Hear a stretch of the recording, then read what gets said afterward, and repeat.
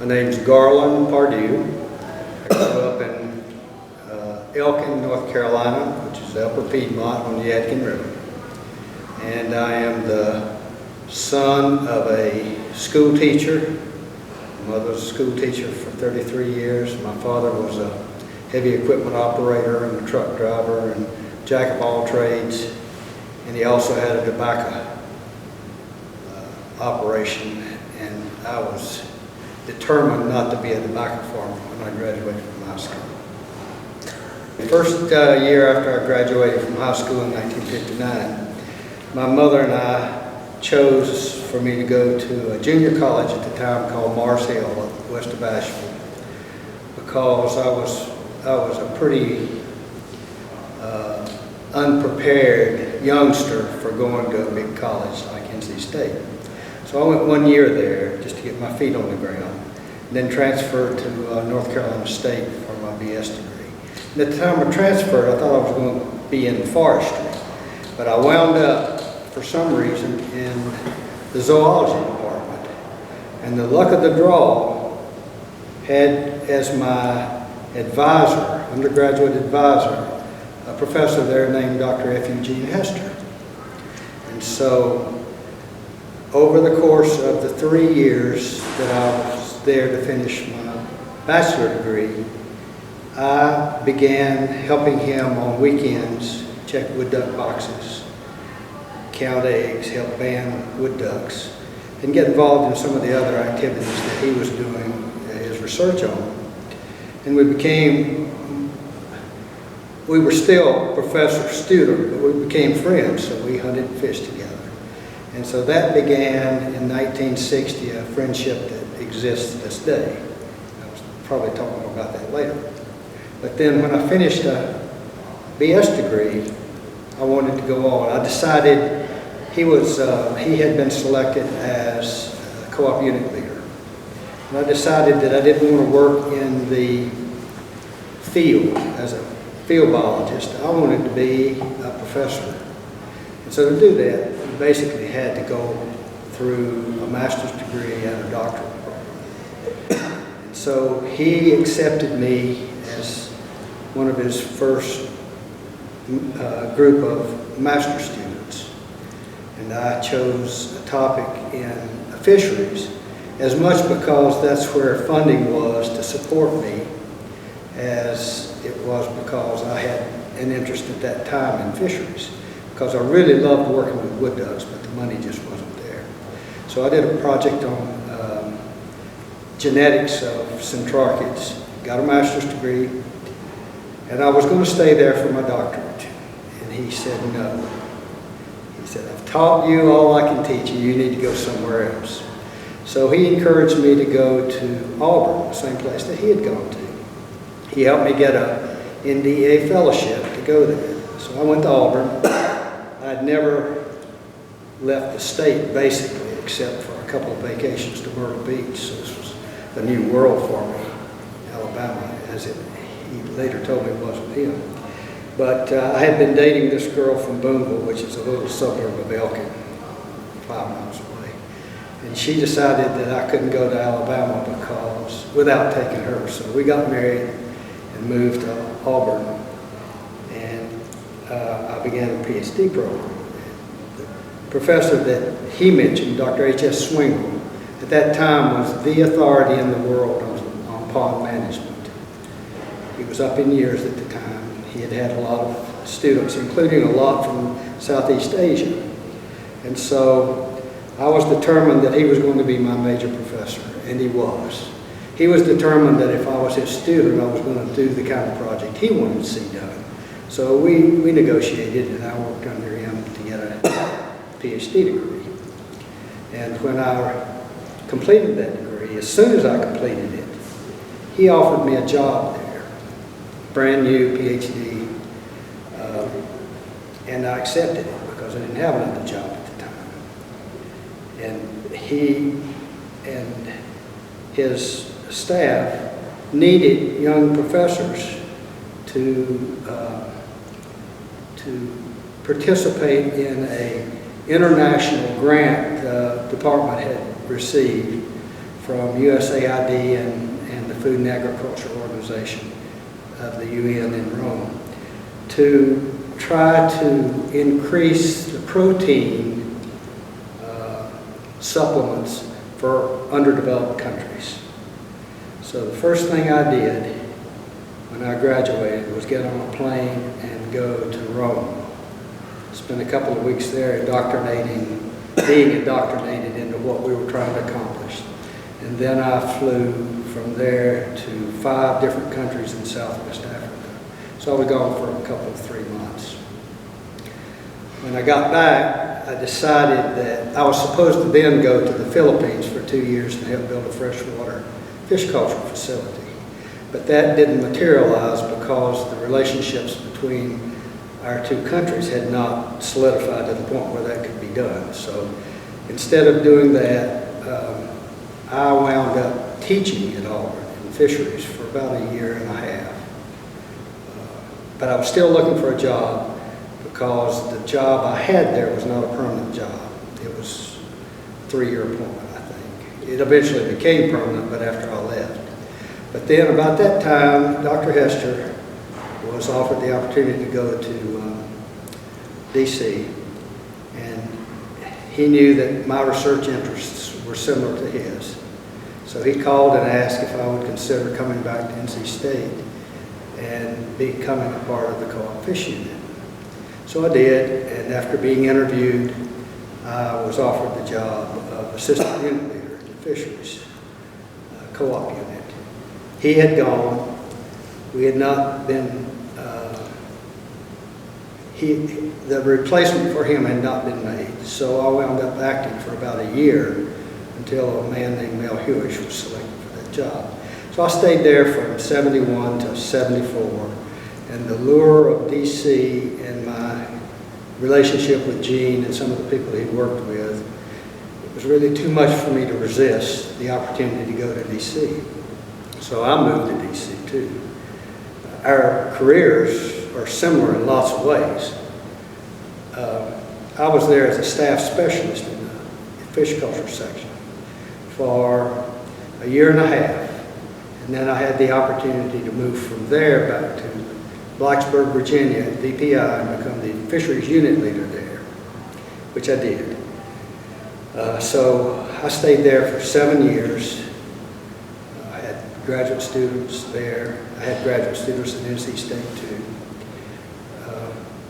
After 7 years at VPI, I was invited to become a part of a managerial development program in the Department of Interior. There were people interested in management from all of the entities in the Department of Interior that were a part of about 30 young biologists and other types that went through a 2-year training program. And that training program consists of some coursework, some short courses, assignments with other agencies like the Ag Department, Forestry Department, shadow assignments with directors, with Congress to get an appreciation for how Congress worked and did their business. So I was there 2 years, and we were expected to not stay there. It was not a permanent position. One of the questions you asked was, what was one of the highlights of your career? And mine happened while I was in that 2-year training program. And it came about like this. I was working in the refuge division. I was responsible for some of the budgets. I was a biologist, keep in mind now, but I was working with budgets. And the law enforcement budget was the one that I was mostly responsible for. Well, the assistant regional director for refuges and wildlife was supposed to go to Alaska to participate in a regional office review. And at the last minute, Dr. Hester, who was the acting director, said, "You can't go, I need you here, we've got to go over to the Hill and make a proposal for a budget item." And so the decisions had already been made. The tickets had already been purchased. The program had already been developed in Alaska for somebody to go up for a week and tour the refuge systems in Alaska. So I raised my hand and said, I'd love to go. And I got the opportunity to go to Alaska. I toured 11 of our 16 refuges over the course of a week, flying around Alaska in a Grumman Goose, which is a 2-engine plane that can land on lakes. So I saw Arctic National Wildlife Refuge, I saw Kodiak Island, I saw a lot of the refuges. It was a wonderful experience. We'd camp out at night, or we would be in research cabins, things of that nature. And then the next week, I helped do the regional office review for the program I was a part of. And then a colleague of mine and I took a few days off and went down on the Kenai and fished for silver salmon. So that was probably a highlight, and I owe it to Dr. Hester for the opportunity to do that. So anyway, from there, it was expected I would go back to the field somewhere. And there was an opening in north central Pennsylvania at a research lab that worked with Atlantic salmon and lake trout and eventually Atlantic sturgeon. So I was selected for that position, so I became a lab director, in effect, for a research lab way up north, almost in New York, the state of New York. And, I had to move my family up there, which was a little bit of a trauma for them. But I was pretty excited. There were some personnel issues that needed to be corrected with how the lab ran. And one of the strengths I had was the ability to negotiate with the individuals that needed to have a course correction. And together we did that and became a productive part of the lab. So I was there 7 years as a lab director. And then my family twisted my arm enough to say, we need to go back further south where the winters aren't so cold. And so I called in a chip that I had with the deputy director about him sending me up there, and now it's time to send me somewhere else. So he let me go to Atlanta, our regional office in Atlanta, as the deputy for the fisheries and fish hatchery programs there. So I began that, another 7-year tour in the regional office. Started out to be just the fisheries program, but we evolved over that 7-year period to where we divided the region up into 3 or 4 segments, I've forgotten which. And for about 2 years, I supervised an area of the southeast region that included Florida and Alabama and Georgia and Puerto Rico. And I supervised all of the facilities there, refuges, hatcheries, ecological services facilities. Now, since I had fisheries background, the fish hatchery people didn't care. I mean, that was all right with them. But the endangered species people and the refuge people, they weren't real happy. But it was that way throughout the region. It wasn't just me, it was anybody. If you didn't come up through the system, you really weren't part of it at that point in time.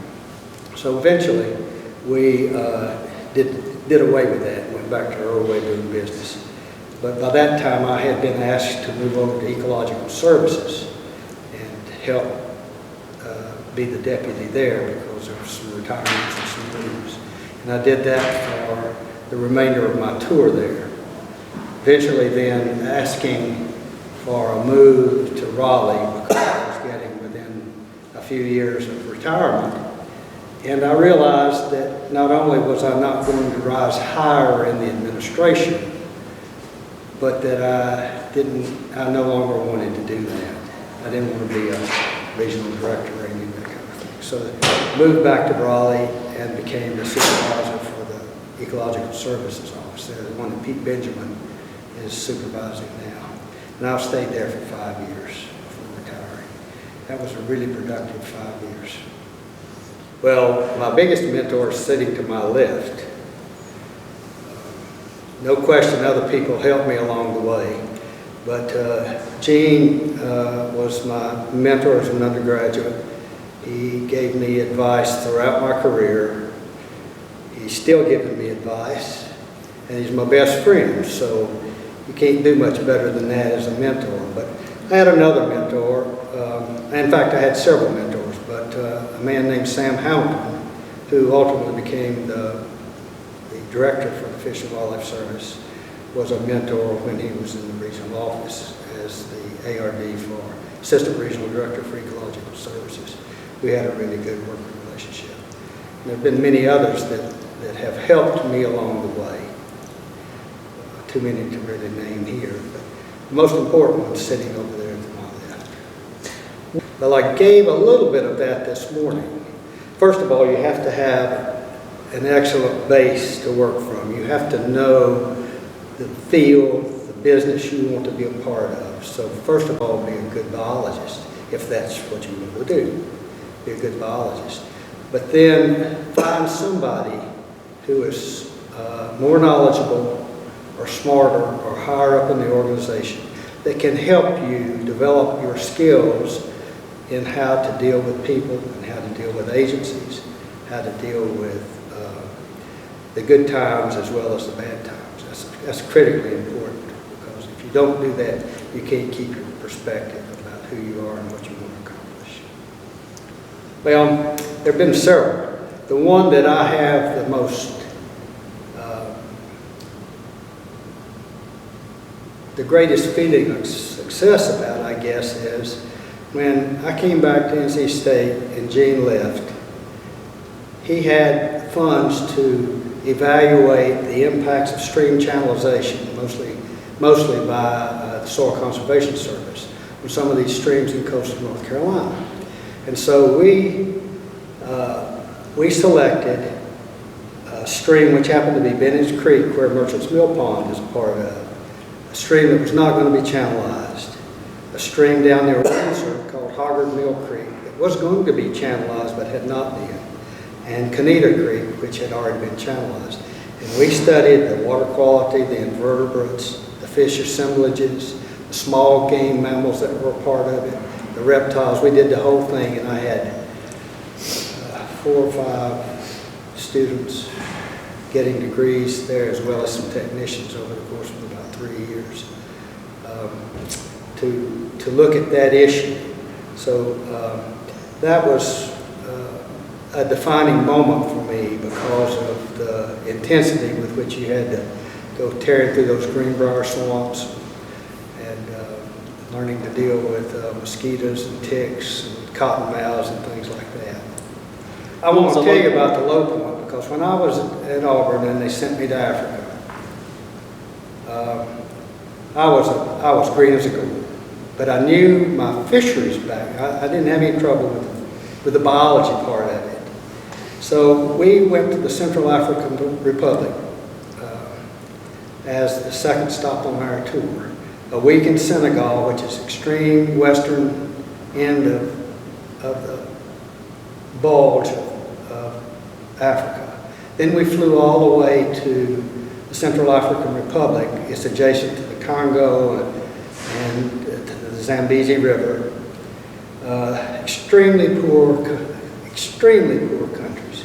And so we were trying to help them develop fish culture technology. And here's the sad commentary about that period of time. We could help them build a pond. We could help them stock them with tilapia. That's a fast-growing cichlid species. Gets 3 or 4 generations a year. Unfortunately, there's no concept of conservation. That's one thing. Secondly, food resources were so limited. You'd stock a pond 1 week with small 1 and 2 inch fish. Next week they'd be hungry, they'd go seine them out and eat them. So that was pretty depressing. But then we moved to Cameroon for a week. That was a good week for me. Then we moved to Nigeria for a week. And Nigeria at the time was under a dictatorship, and it was having a civil war. And we were met at the Pan Am plane when we flew into Lagos, Nigeria at night with armed soldiers with automatic weapons who took away our passports, all our luggage, put us on a bus, took us downtown into the...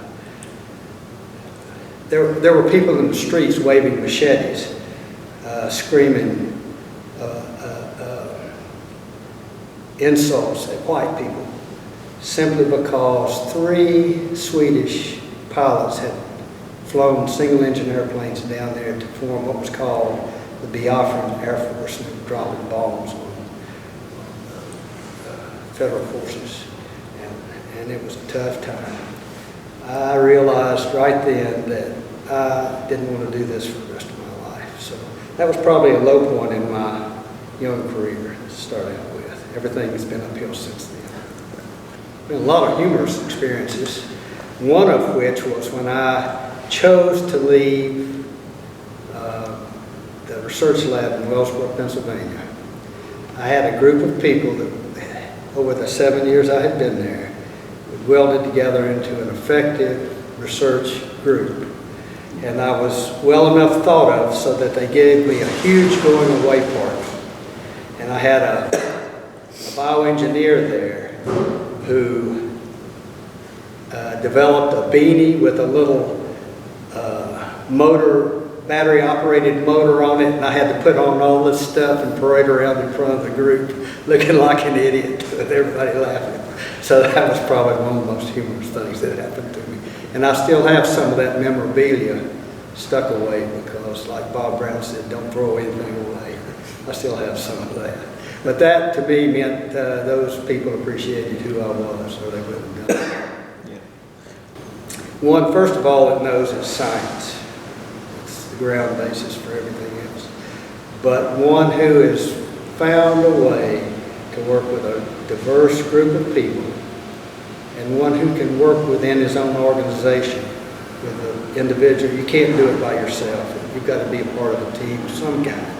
And you've got to find a way to work with individuals that have different agendas than you have. Well, there will always be a need, an increasing need, to my way of thinking, as our population continues to grow nationwide. There will be an increasing need for well-trained people to do the conservation things that have to be done in this country to keep the populations of animals that we have. And there's something about the human psyche that says we have to have these things.